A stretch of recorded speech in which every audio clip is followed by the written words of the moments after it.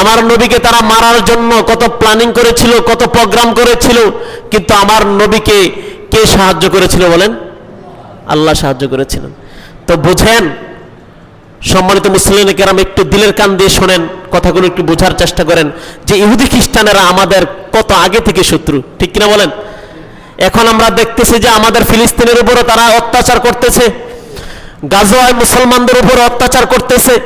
আমরা দেখতেছি যে আমার ভাই বোনেরা রক্তাক্ত হয়ে শহীদ হয়ে যাচ্ছে, আমার ভাই বোনদেরকে তারা ড্রোন আক্রমণ করে মেরে ফেলতেছে, আমার ভাই বোনদেরকে আমরা দেখতেছি তারা অস্ত্র শস্ত্রে সজ্জিত, তারা দেখতেছে ফায়ার করে মিসাইল দিয়ে AK-47 দিয়ে আমার ভাই বোনদেরকে মারতেছে। কিন্তু আল্লাহ রাব্বুল আলামিন নবী করিম সাল্লাল্লাহু আলাইহি ওয়াসাল্লামের মধ্যে বলে দিয়েছেন ওই জাতির মধ্যে ওই দেশেই এমন কিছু মুসলমান বের হবে ওই জাতিকে ধ্বংস করার জন্য তারা নিজেরাই যথেষ্ট। সুবহানাল্লাহ পড়ি।